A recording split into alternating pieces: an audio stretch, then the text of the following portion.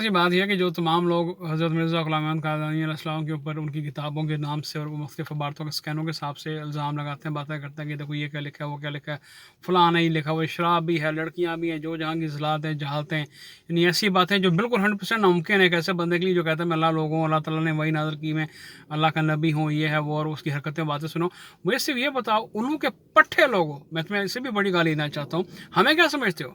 مرزا صاحب کو تو تم چھوڑ دو نا، یعنی ڈائریکٹلی ہم پہ الزام آتا ہے کہ ہم پتہ نہیں کون سے گئے گزرے کھوتے دماغ کے لوگ ہیں کہ اتنا کچھ کسی نے لکھا ہوا ہے، ہم اندھے ہیں، ہم ان پڑھ جاہل گوارو جاٹ پتہ نہیں کہاں سے پتھر کے زمانے کے اٹھ کے آ گئے ہیں، ہمیں عقل موت نہیں ہے اور ہم اس بندے کو مانتے پھر رہے ہیں جس نے ایسی ایسی بکواسیں لکھی ہوئی ہیں یا اس کے مانوں نے ایسی ایسی بکواسیں لکھی ہوئی ہیں، اور پھر ہم لوگ کہتے ہیں جی ہم اللہ والے بندے ہیں، اللہ قرآن حدیث والے بندے ہیں، ہمارا ایمان اس کے اوپر ہے۔ تو تم اللہ کو یعنی قرآن میں کچھ لکھا ہو، کو حدیث میں لکھا ہو، ہم اس چیز پہ ہم پابند ہیں، مرے ہوئے ہیں، بندھے ہوئے ہیں، اس میں کچھ ایسی چیز آ جائے اس پہ اعتراض کرو کہ وہ ہمارے ایمان کا حصہ ہے، کوئی شک نہیں۔ ہم نے کب کلمہ پڑھا ان کتابوں کا جو تم لوگ ہمارے پیچھے پڑے رہتے ہو، دیکھو یہ کیا لکھا ہوا، ہمیں بھی پتہ کہ انسان کا لکھا ہوا ہے، جس نے بھی لکھا ہے غلط لکھا ہے، اس میں کانٹ چھانٹ ہے، کسی نے بات آگے سے کی ہے، کسی نے پیچھے سے کی ہے، جیسے میں نے کہا قرآن شریف میں لکھا ہوا مردود ہو کہ نماز نہ پڑھ، نماز کے قریب نہ جاؤ،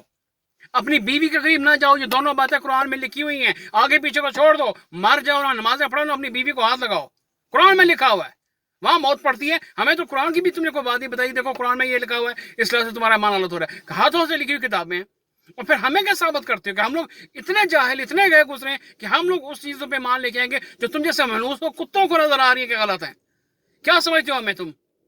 یہ ذاتی معاملات چلتا ہے، ذاتی بات کرتے ہو، اس لیے میں اس کی زبان استعمال کر رہا ہوں۔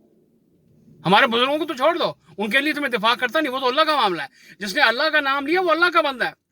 جیسے اللہ کے پہلے بندے گزرے ہیں، کتنے بندوں کو، خدا کے بندوں کو تم لوگوں نے عزت دی ہے، کتنے نبیوں کو اٹھا کے کندھوں پہ تم نے اللہ اکبر کے نعرے لگائے ہیں، ہر نبی کو، ہر خدا کے سچے کو ذلیل کرنے کی ناکام و ذلیل کوشش کرتے کرتے مر گئے ہو، ختم ہو گئے ہو، تو یہاں کیوں نہیں کرو گے؟ یہاں نشاندہی کیسے ہوگی کہ یہ بندہ اللہ کا بندہ ہے جب تک تم لوگ کیچڑ اچھالو گے اور بکواس نہیں کرو گے؟ لیکن جب تم ہمیں غلط کہتے ہو کہ ہم بھی اتنے، تم پتہ نہیں کس قسم کے دماغ کے لوگ ہیں، نہ عقل نہ موت نہ سمجھ، کہ وہ کتابوں میں جو مغالطات، جو بکواسیں لکھی ہیں ہم اس پہ ایمان لے کے آئے ہوئے ہیں، اور ہمارا ایمان خدا پہ ہے، قرآن پہ، حدیث پہ ہے، اسوہ حسنہ پہ، سنہ پہ ہے، اس پہ بات کرو۔ ہم نے یہاں پہ کوئی کلمہ نہیں پڑھا ہوا۔